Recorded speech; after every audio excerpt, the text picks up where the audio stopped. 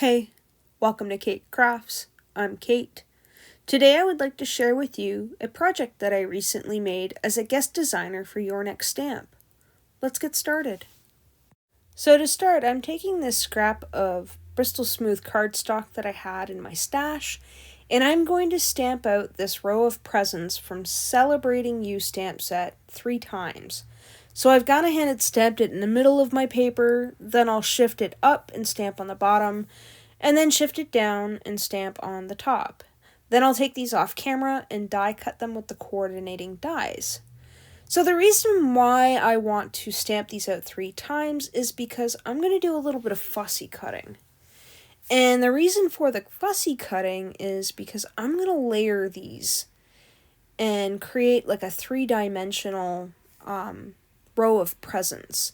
Now, when I had seen these on the website, I thought, wow, what a great set to have, because you can never have too many presents in your stash, right? I mean, you need all sorts of different sizes, shapes, and textures. So I thought, what better way to use a stamp set than to figure out how you could possibly stretch this stamp outside of just doing a 1-layer stamp. And that's exactly what I intend to do. So to add a little bit of extra to this layered effect, what I'm going to do is I'm going to work in lightest to darkest with my blending, but I will also work from dullest to brightest in my coloring. And this will in turn add to the effect or the illusion of depth. Or at least that's what I'm hoping that I'm going for here. I don't know, you'll be the judge of that. So I probably should take this opportunity to tell you a little bit about the company that I did guest design work for.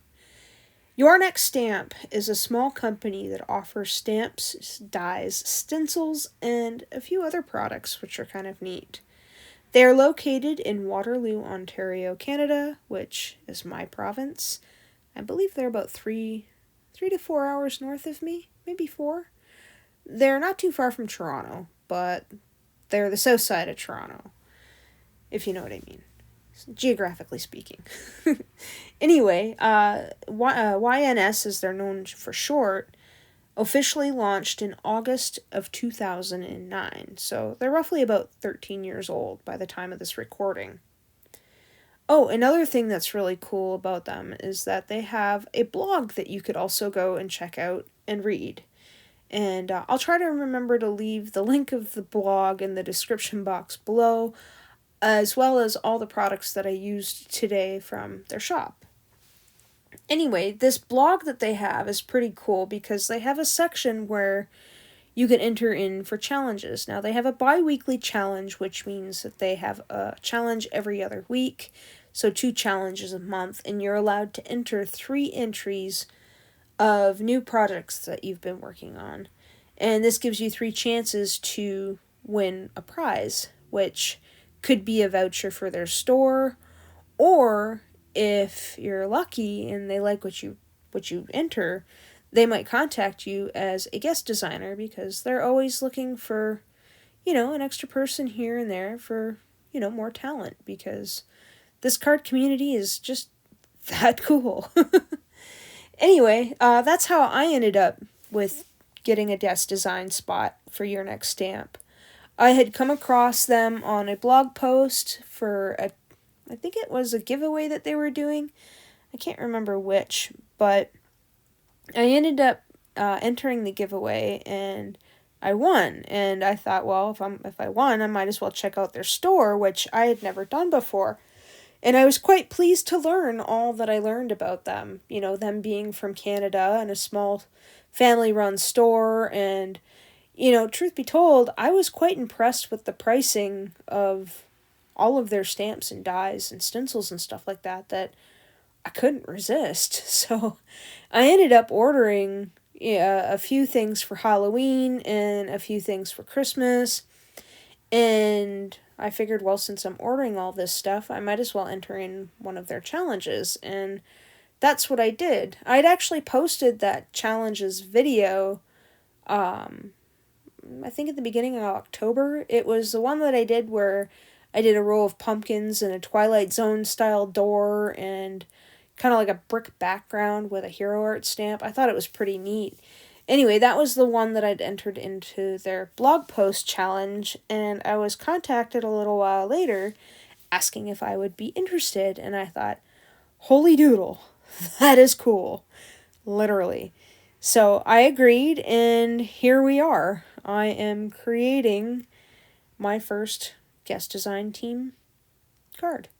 And I will have 2 more after this in the weeks to come, so you'll have to stay tuned to see what they are there. And I will make sure to leave all of the links that you guys could fill your little hearts with in the description box below. And I highly recommend checking out their store. Like, I was really impressed with a lot of the stuff that they had and the price points. I mean, even their shipping is pretty cool, because I think it's like if you're in Canada or the United States and you order anything over, I think it's $95 Canadian, I want to say, or I can't remember if it's Canadian or US. Anyway, $95 or more will grant you free shipping. They also do ship internationally, but I think the international shipping goes by rate of where it's going.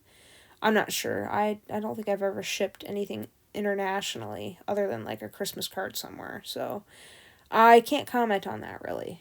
But I urge you to go check out their store. I just think they're really great. And, you know, the conversations that I've had with the design team leader, it's been really cool. Like, I think they're all around a really cool company that I'm kind of proud to be doing, you know, guest design team work for.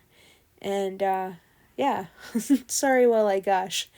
Anyway, so we're tapering off here all the coloring, as I told you before. I've done the muted colors in the back, and then colors that are a little bit brighter in the middle, and then the really bright colors in the front kind of thing. Although that blue is kind of bright. But I don't know, you kind of get the idea of what I'm doing here. I'm going in from darkest to lightest with the colors and darkest to lightest with the layering. So once I've got all that done, I thought I would go in with a little bit of Wink Estella just to break up the coloring a little bit. So I'll go in all over the present box on the first one, and then for the ribbon, I'll go in with some Wink Estella. And then on the second layer, I'll do the same. Just adding little bits here and there. I don't want to saturate the entire paper with glitter because that'll just take away from everything, but I did want to switch up the difference in glitter. So the first one I used was the Wink Estella, and then this one is the Stardust pen from Sakura. So it's a jelly roll pen, but it's just sparkly. So once I've figured out where I want everybody to go with the sparkly bits, I'm going to go in with a white jelly roll pen and clean up all those extra lines that I have. Now, those are the extra lines from the presents in the background, and I want to make it look like these were actual individual stamps. So that's what I'm doing with the white jelly roll pen, is just cleaning up that little edge there of the white and making it look like it's just one. It's a neat little trick. So once I've done that and I'm happy with, you know, all the black pieces being gone as best they can, I'm going to go in with a black Glaze pen by Sakura, and I'm just going to go over those dots to give them just a little bit more texture. This is kind of almost like, it kind of reminds me of like Nouveau drops or like the Ranger Glossy Accent Glaze, but in pen form. So you can work on very small real estate with it, which I think is kind of neat, especially for doing dot work like this, because once this dries, it's a little, like a little tiny dome. Now, this gray spotted paper that I have, or the gray polka dot paper, is from the Spooky Cute Halloween 6x6 paper pad that Your Next Stamp carries in their shop. And when I was ordering from Your Next Stamp in the first place, I could not resist this paper. I love Halloween. I love pumpkins and jack-o'-lanterns and all things spooky, and it really brings out the kid in me every time Halloween comes around. And It is so hard to resist going to the dollar store and buying up all the cute little spooky Halloween stickers. And that's kind of how I feel about Halloween paper. So next I've got this white shimmer spray by Dylusions, and at first I think maybe I'll just flick it off of my acrylic block here with a paintbrush.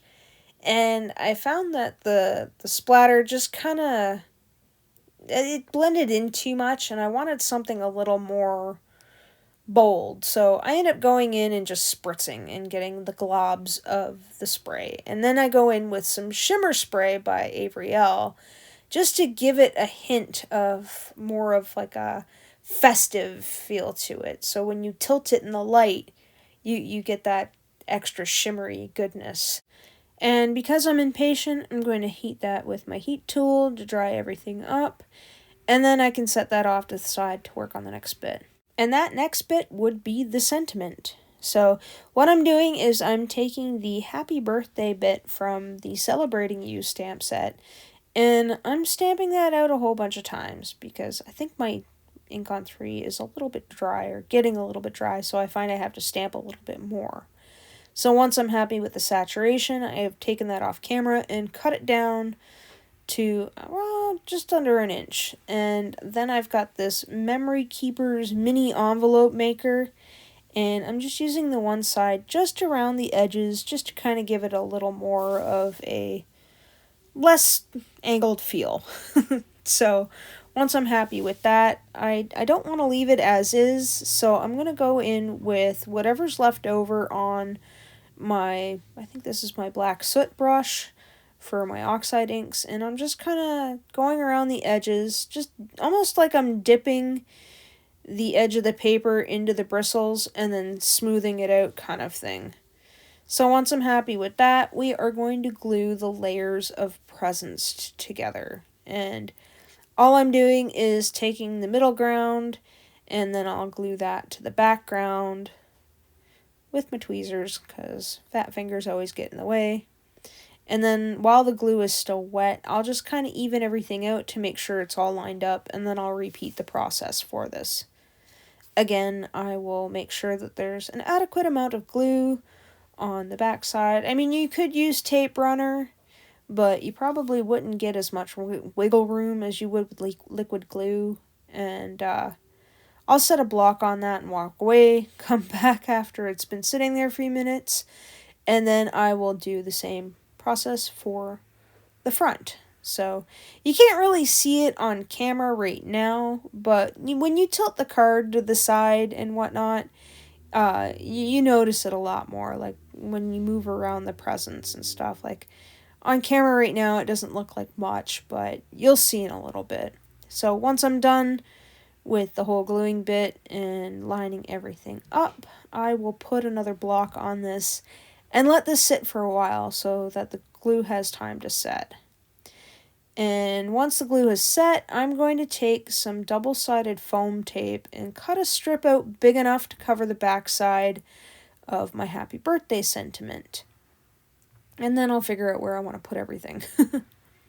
So to this, I will add some tape runner, and then I will add some liquid glue, because double up on the glue, I don't know how long glue will stick, or at least tape runner will stick when you've got a whole mess of shimmer spray and stuff on the front of your paper. I'm not quite sure the science, so I always like to double glue things, just to make things easier. So I'm going to set these guys off to the side, I think. Yeah, off to the side, and I'm going to line everything up on my grid mat here. I really like this grid mat because it gives me a better visual of how to eyeball everything up.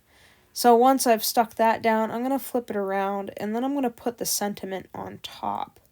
Now, the reason why I'm flipping it around is because I'm not exactly over top of it, which probably would have helped in the long run.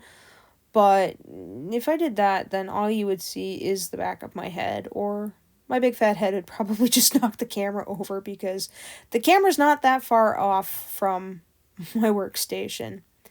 So once I've got that done, I'm going to work on the card base.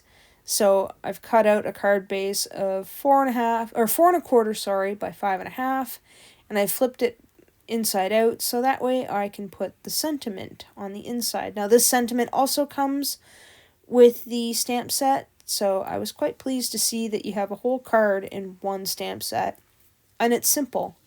Easy peasy lemon squeezy, right?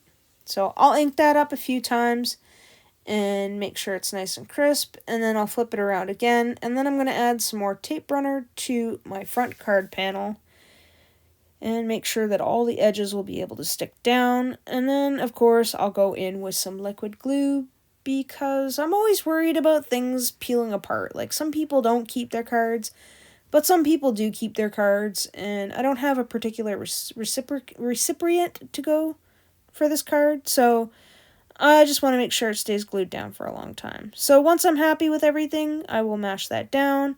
I'll add a few embellishments, and there's my finished card. I really enjoyed working on this project for your next stamp, and I really do hope that you check them out. As always, thanks for hanging out with me today. Take care.